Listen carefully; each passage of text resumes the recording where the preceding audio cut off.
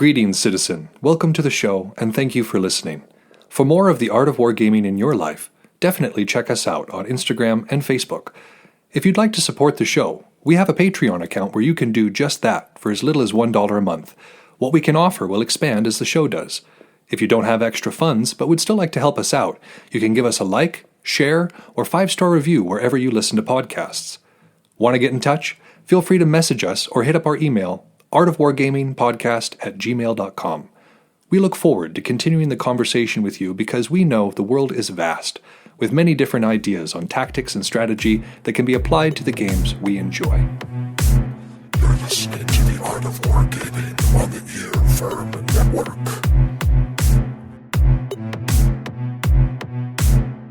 The military maxims of Napoleon.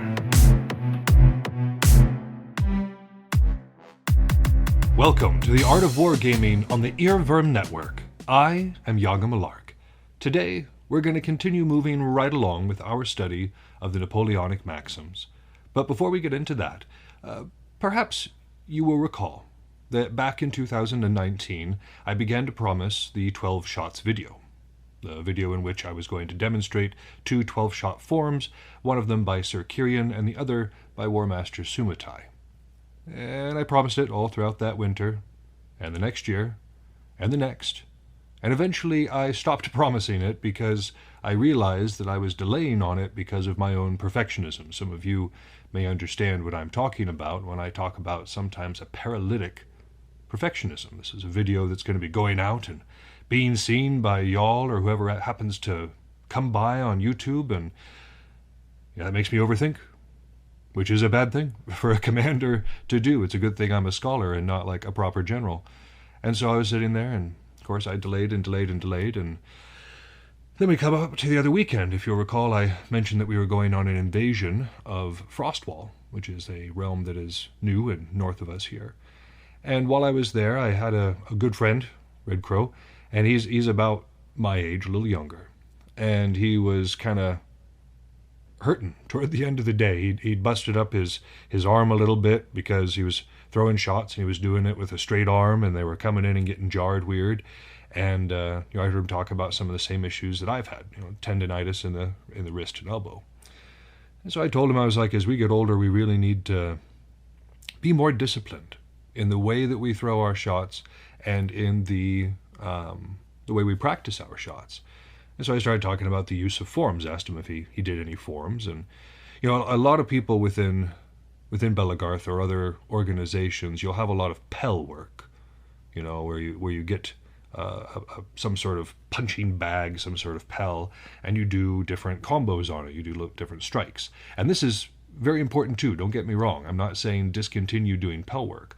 But doing forms can be extremely useful because doing something in that slow and methodical way can train your body how to do it in a quicker way.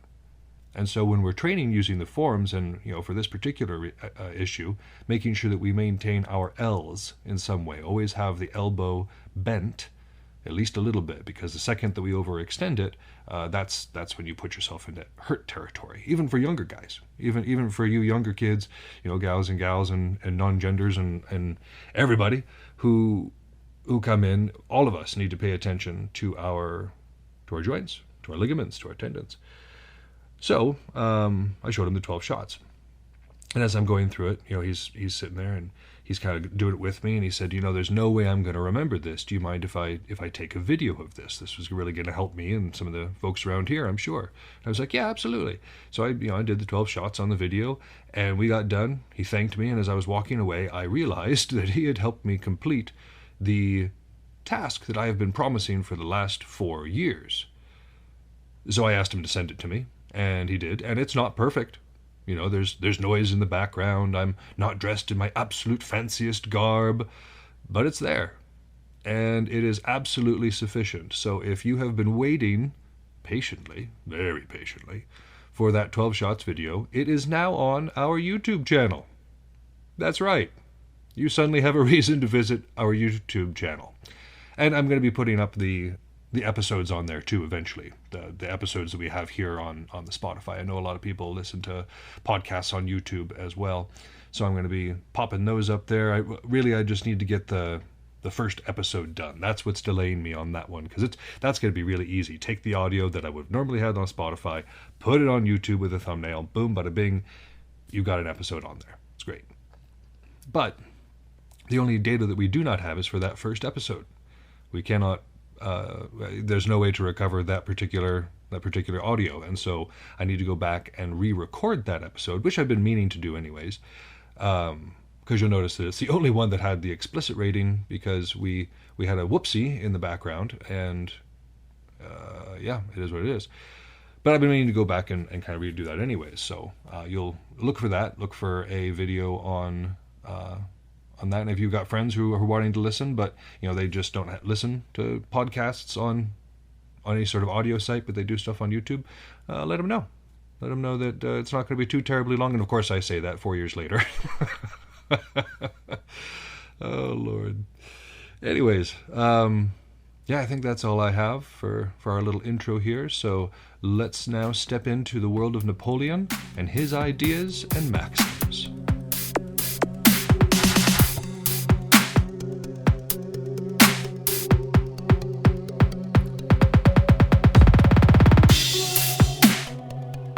We left off last time talking about the different qualities that you want to see in the various levels and positions of command.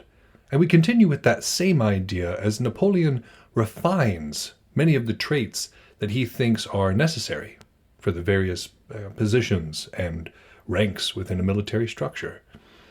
So let's jump right back in with number 79.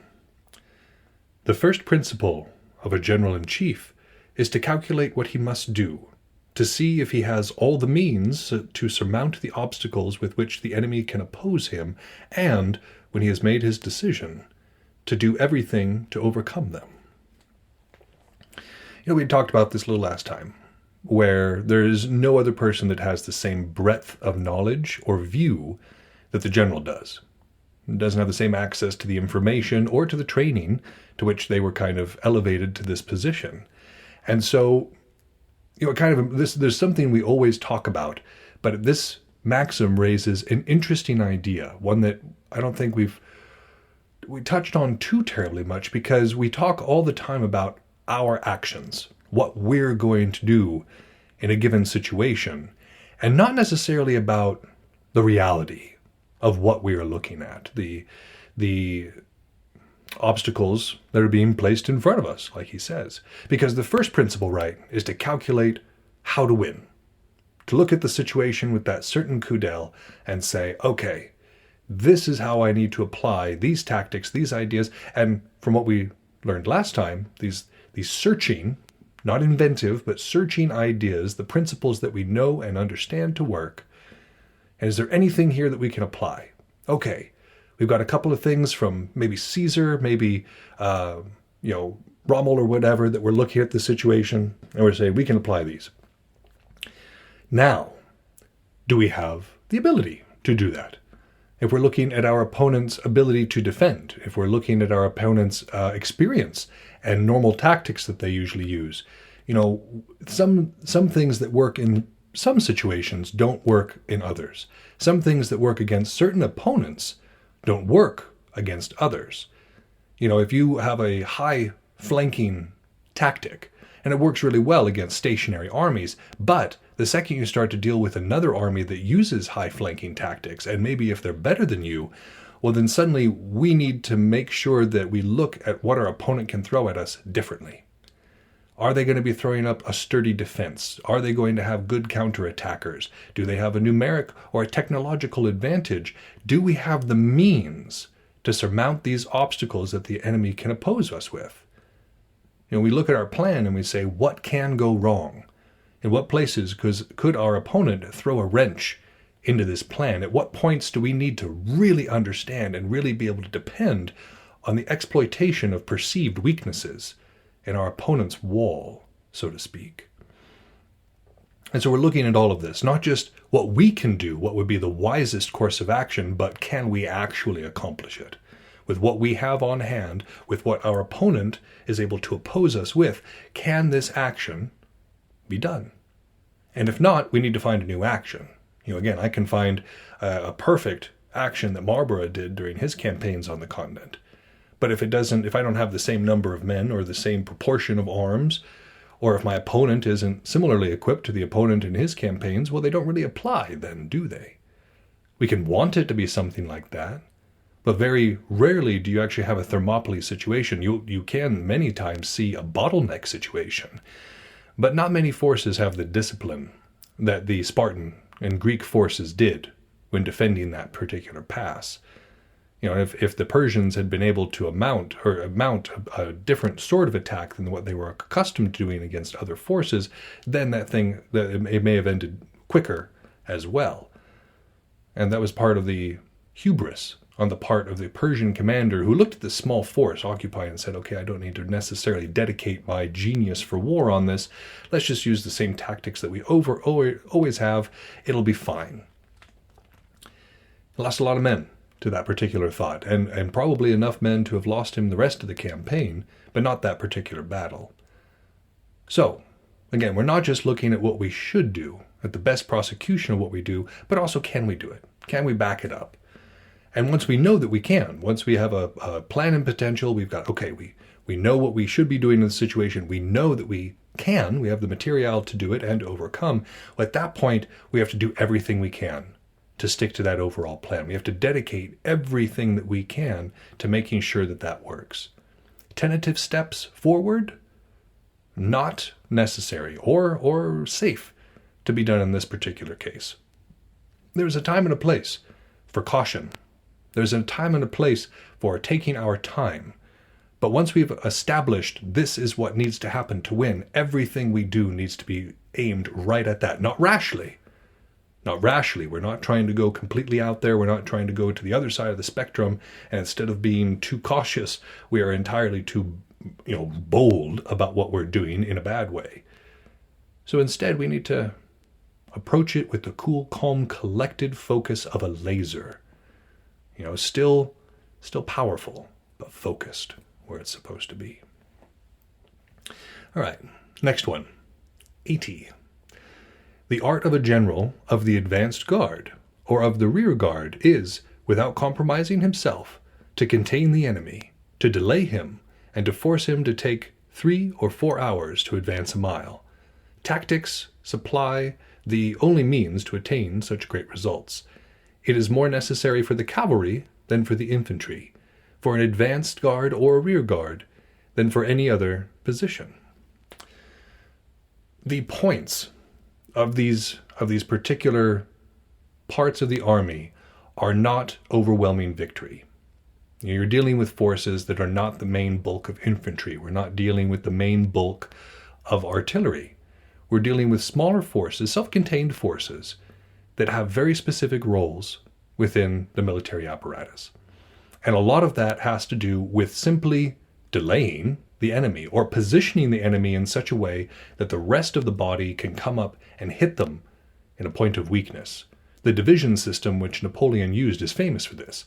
You have one division that comes up and hits an enemy and is distracting it as another division is coming over and hits them from the side, from an oblique or from a wider flanking position. And so this is something that can only be done when you have these cooperative but distant and desperate forces within our army. Now, why is it more important? If we're talking about containing this enemy and delaying and forcing them to take a while to move, this is important because, again, it fixes that enemy where we want for the rest of the force to be able to come up. And it is important for Cav as well, because again, if we remember, Cav is not going to be our main victors. There are some forces throughout history that break these models, break these methods. The horse armies of the steppes people, the Mongols and the Huns, they're famous for it. But in the majority of situations, what we're dealing when we're dealing with the Cav, right, is reconnaissance, and also harrying the enemy's lines, and then the pursuit. Those are the big things that the Cav is used for. And then, of course, if you've got a broken line that needs to be hit even harder, that's where the Cav comes in. But the Cav is not in of itself the knockout punch. It's the follow-up punch, or the feint from side to side. And so any of these positions, the rear guard, the rear guard especially, if we're talking about delaying action, if you've got an army coming up from behind, well, you definitely want as much time as possible to, kind of maneuver the main body to a defensive position.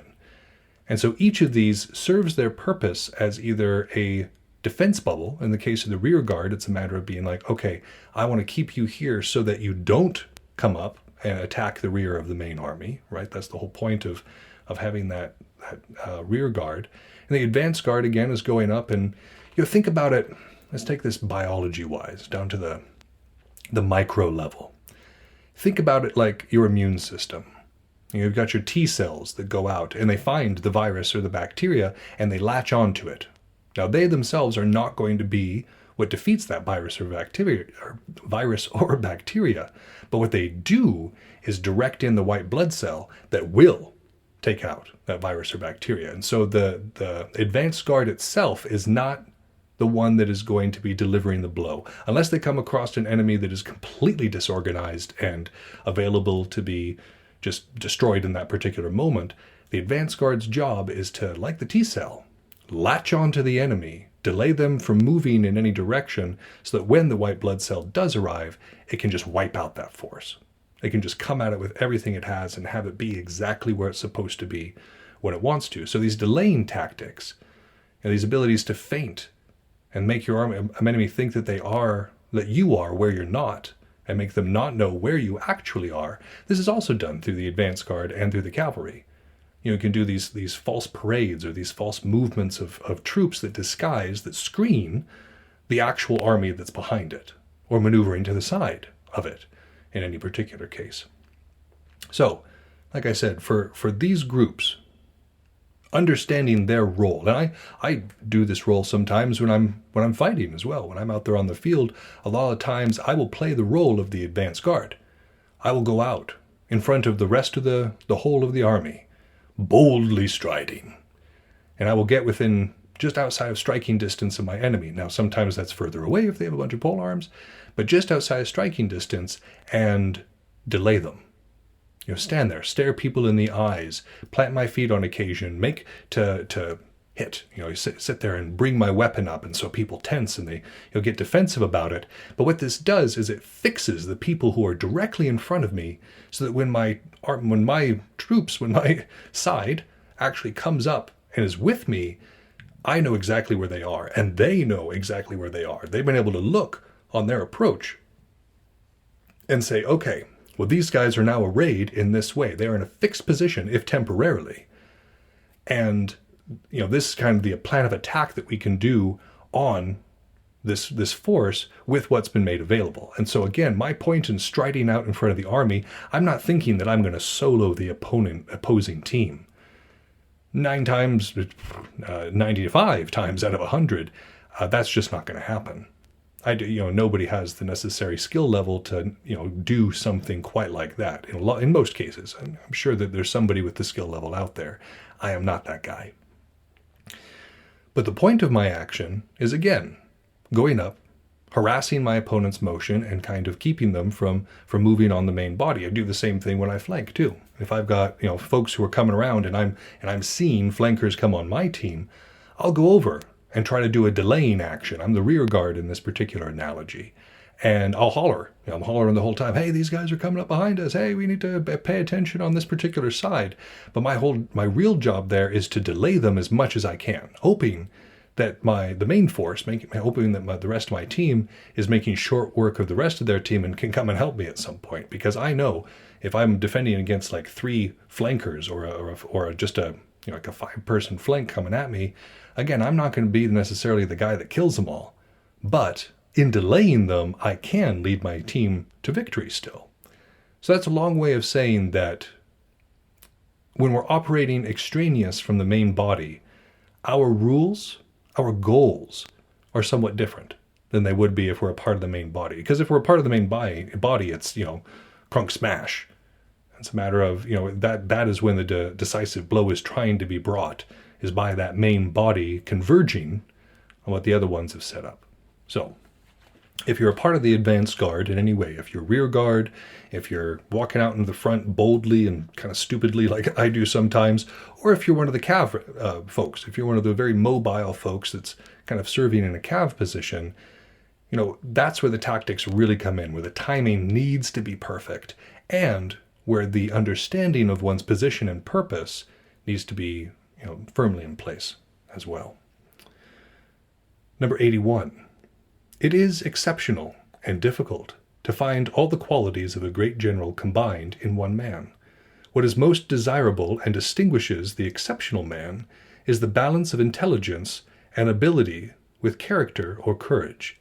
If courage is predominant, the general will hazard far beyond his conceptions, and, on the contrary, he will not dare to accomplish his conceptions if his character or his courage are below his intelligence. We have to be evenly matched, is what he's saying. It's easy for a person to sit in a chair, staring at the walls of his office, and kind of understand these things in abstract, and to understand them within like a historical context. It's something far different to be in the actual general's chair, to be in a position where it's like, okay, what I do matters. If I'm standing over my board and I'm playing my tournament game, what I do matters. Every model that I lose off of that board is a model that I don't have to work with anymore. And so I'm responsible for how that all kind of goes down. And so my courage needs to match my intelligence. What I'm thinking about, I have to be able to do that on the board, acknowledging that I will take losses. We need to do the same thing when we're actually fighting as well. We need to make sure that we understand intellectually what we're doing and then have the courage to do it. Because on one side, like he says, if we have the intelligence but not the courage, the best plan is going to go awry because the follow-through isn't going to be there. Because the energy that is needed to accomplish it is not going to be there because we're lacking in courage. Where, on the other side, if somebody is not lacking in courage but certainly has more of it than intelligence, then you're looking at somebody who is going to be throwing away lives needlessly. And so both of these extremes are not good. You don't want somebody who is imbalanced on either of these topics. We're looking for somebody who can combine these ideas into one cohesive whole. A person who is intelligent and learned and experienced in their approach to the art of war, but also a person who is willing to take that knowledge, willing to take that experience and do something with it and bear the consequences of those actions. You see it a lot throughout history, in real warfare. Generals who are afraid to lose troops.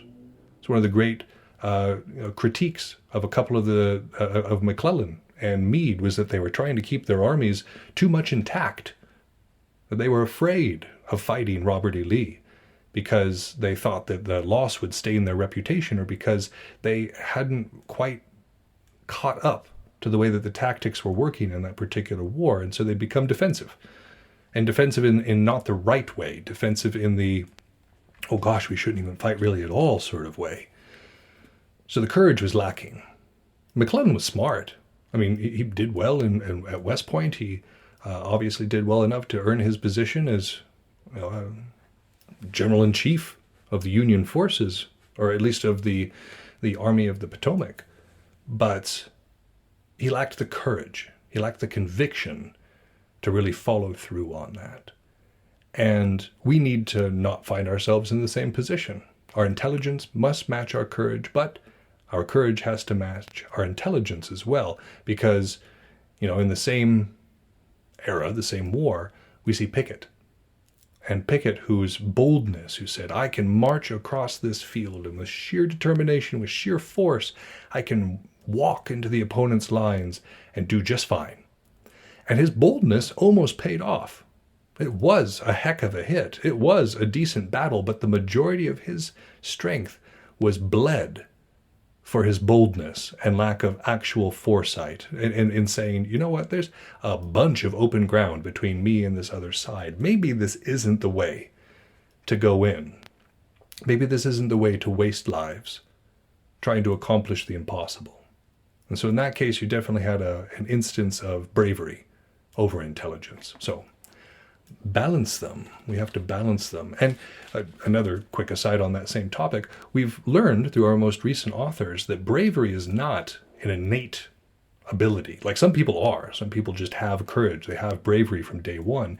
But that is also a trait that can be taught. It is something that we can learn through discipline, through practice. This idea of courage or bravery and intelligence, we don't necessarily have to be a complete genius to dedicate ourselves to study. I mean, I've been a very rather slow learner throughout the course of my life. It took me forever to learn to play the musical instruments that I did. It took me forever how to learn how to fight. I had to kind of scrap with reality for each of these things. Well, I wouldn't even consider myself the most intelligent person in the world. I just have tried very, very hard to understand. I've tried very, very hard to accomplish. And so both of these things, intelligence and bravery, if we find ourselves lacking in one or the other, we don't have to despair. We just have to be honest with ourselves. We have to say, this is where I am flawed, this is where I'm lacking, and then work to correct it. Work at improving our bravery, work at improving, in this particular case, our education, perhaps, on the subject of the art of war. And then at that point, we can cultivate these exceptional qualities in of ourselves. They don't have to be innate. It doesn't have to be something we were born with. We can work for it. And if we work hard, there's a big chance that we can accomplish it. That being said, not everybody's cut out to be a general-in-chief. That's why we're not all generals-in-chiefs. But we can still try to aspire to some of the same values and virtues. All right. 82. With a great general, there is never a continuity of great actions which can be attributed to chance and good luck. They are always the result of calculation and genius. This is one of those moments where you can definitely hear Napoleon up his own butt. He's absolutely sitting there being like, everything about my victories was planned. Everything about my victories was something that I personally put in place. And many of them were.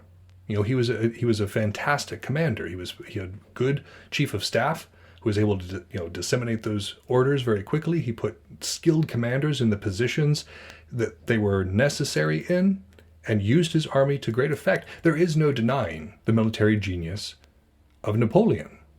However, there is always an element of luck in any sort of war. One of the things that we refer to, in Belagarth, of course, we have a wide variety of skill levels. You've got people like myself who've been doing it for 20 plus years. You've got folks who are starting to get their feet truly underneath them, and you've got, super new folks. And at every single one of these levels, there are things to learn. There are ways to advance. There are, we never actually hit the ceiling. We can always keep improving ourselves. But no matter how long we've been in, for instance, I've been in for 20 years, and sometimes I'll find a new person who just schools me. And part of it is because they possess something called noob foo, is what we call it. And this concept of noob foo is that the person doesn't know what they're doing to the extent that they can surprise us. We get accustomed to shots being thrown in a certain way, with a certain speed and a certain style, because that's the meta. That's what most people are doing. It's what we found works. And so it's something that we all keep doing. And in this way, the whole overall community does become a little predictable because the overall tactics don't change. And of course, some of this is just because a solid chop is a solid chop. The kidney drop is a classic because it works, because it combines the economy of force with timing. And in its particular placement, it's the kidney drop, by the way, is one where you've got your sword kind of up and you do like a diagonal shift down into the hip kidney area. And this is done after raising our opponent's weapon up, trying to get their weapon up either through a feint or through multiple strikes in a given area, and then it's dropped down into this particular chop. And so there are many shots like that. The high cross, if you're in Belagarth and you've seen part of any of the online culture, you will see people joking about the high cross all the time because it's a move that works. It's extremely popular in the sport because it is something that's extremely effective. Not against a lefty. Like myself, I'm not well practiced at the high cross because most of the time lefties are confused going up against other lefties. And so we don't have the same patterns that I see in a lot of right-handed fighters. But all these things are to be expected. If you've been in long enough, you understand what works and you cleave to what works. A new person perhaps does not have that experience. They don't have that training. They don't know what limitations should be placed on given moves or given tactics. Perhaps they've come in from a different martial art than the ones that we study within our community largely. Perhaps they come in with no real practice whatsoever, but have watched a lot of anime and have gotten their sword education from anime. Now, a lot of the stuff that they do will be nonsensical. A lot of the stuff that they do is easily defended against, but they will also pull out shots that one doesn't anticipate. And sometimes it's not even on purpose. They throw a shot at a particular angle because their wrist is too weak to do it any other way, but it ends up scooping up underneath the shield and striking you. You're like, wow, your technique was terrible. Your force generation was terrible. Everything about that was terrible except for the fact that you won. That's the drawback. And we have to be careful of these things. We have to understand that noob foo is absolutely a thing. And it doesn't matter how good we are. I've seen the best fighters I know die to noob foo, or to something that they weren't necessarily taking seriously. And then on the opposite side of things, if we play Warhammer 40k or any other dice-based strategy game, of course, strategy matters. Of course, putting the right troops in the right places with the right matchups and the right abilities, all of that stuff matters, but it still comes down to the dice. We can mitigate the best we can. We can give ourselves the best chances for victory, but sometimes the dice just aren't in our favor. Sometimes our bullets don't go where they need to go. Sometimes we miss when we should have hit. Sometimes we end up in a position that we can't be in because, like, it's happened before, especially when I'm receiving something like the Grey Knights. I play against them a lot, so I use them as an example. But a bunch of them teleport in around your lines. A bunch of charges are declared, and the idea with this is that everybody makes it. Of course, that's the plan, is kind of dependent on everybody making it. But making a 9-inch charge, which is what it is right now in 9th edition to get in, that's hard on 2 dice. It's actually 2 above what the average is. So you're starting to get into not very common sort of numbers. And so it is often the case that maybe 1 or 2 of those units make it through, but not all of them. Now, because of this, that fight looks very different. If it had gone through as planned, if everybody had arrived, then usually that guarantees victory to the attacker because they've leveraged it in their mind. They're like, okay, this is the amount of force I need to overcome my opponent's force. But of course, that comes down to dice rolls. So in particular, if we're playing a chance-based game like Warhammer 40k, then we are absolutely depending on luck, as well as skill, to get us through. Because again, it's not just skill, or it's not just luck that gets people through. We've got people who consistently win tournaments. Obviously, there's something to be said for technique. Obviously, there's something to be said for experience. But it is still a dice game. I've been in matchups that I felt like I was absolutely guaranteed to win just based on what I brought compared to what my opponent brought. But after a series of unfortunate dice rolls, I find myself bereft of victory. I stopped playing Risk for that very same reason, that I would build up this massive force and bring it bearing down upon one area that was maybe even sparsely defended, and then roll after roll after roll, finding myself at a disadvantage. So even when we're on the field, this is also the case. And not just because of noob foo, but because of all the other things that we've mentioned. And I always tell every fighter I go up against, even ones who are brand spanking new, I say every single fight is 50-50. Between a noob and a vet, between 2 vets, between 2 noobs, doesn't matter. Every single fight has one of 2 outcomes: victory or loss. And sometimes draw. If you both hit each other, I would call that both losing. Because in the real world, if we both strike one another with a sword, neither of us is walking away the victor of that particular engagement. One person may be hit in a different way than the other, but we still got hit by a sword. And we're still bleeding. which is not good. So it does come down to luck.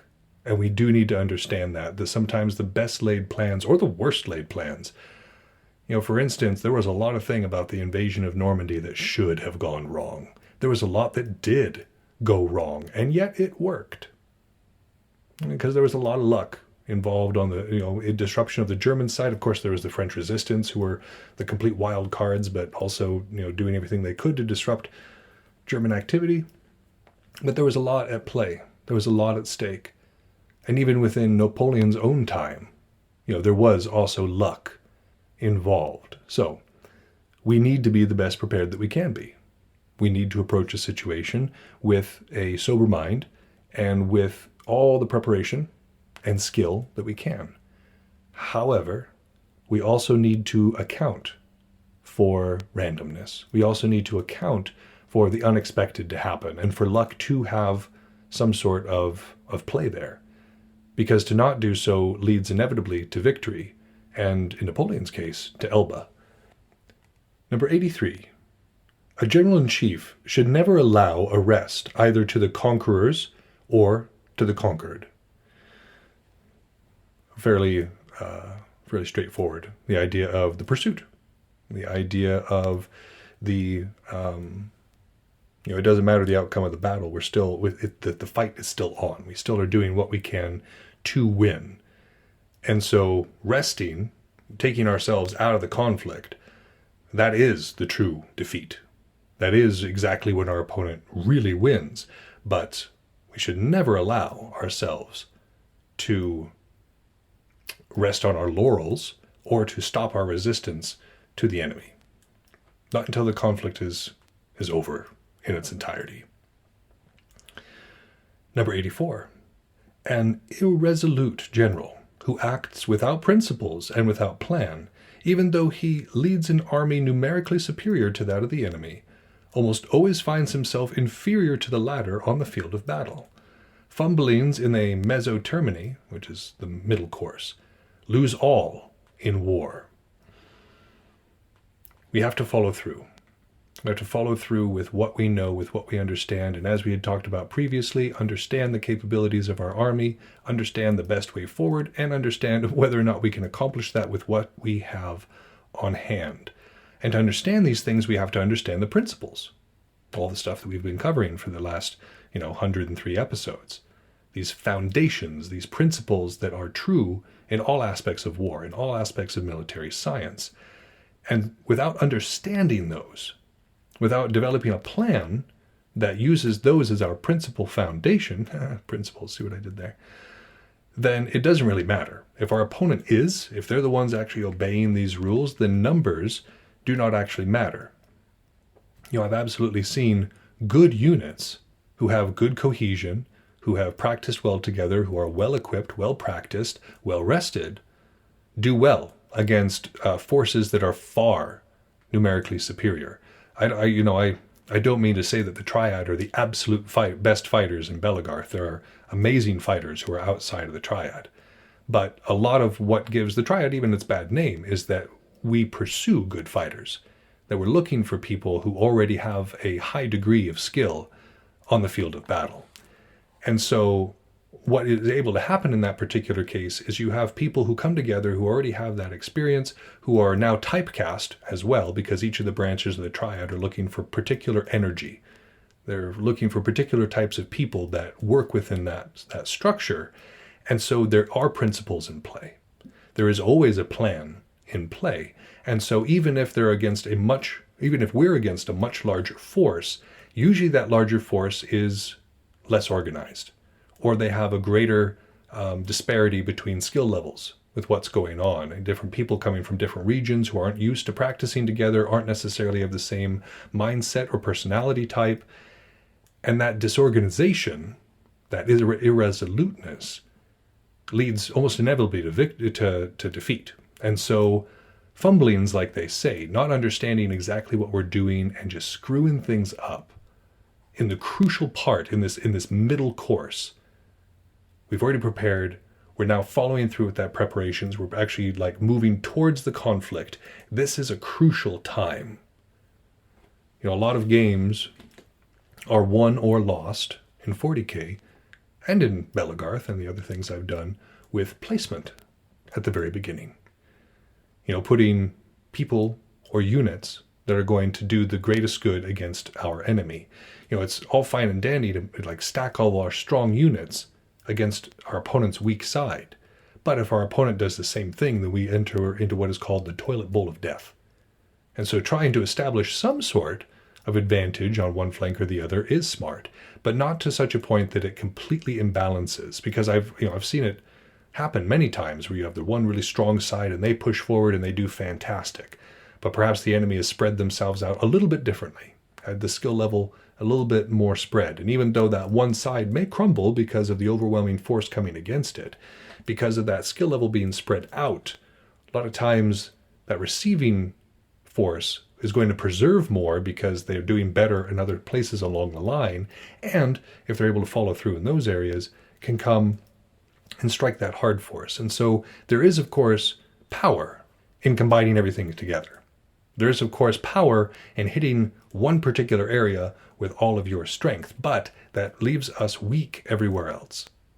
And even though if we're trying to be strong everywhere, we're weak everywhere, well, if we're only strong in one place, then we are also weak in many other places. So that overall dedication, that is without a plan. That isn't necessarily a plan. Hit them hard in one place isn't a plan. It isn't based on principles. I mean, it is based on physics, mind you, but it's not based on these fundamental principles that we're talking about. So, yeah, we have to know what we're doing, and we have to base what we're doing in the principles that we know lead toward victory. And I think that's where we're going to stop today.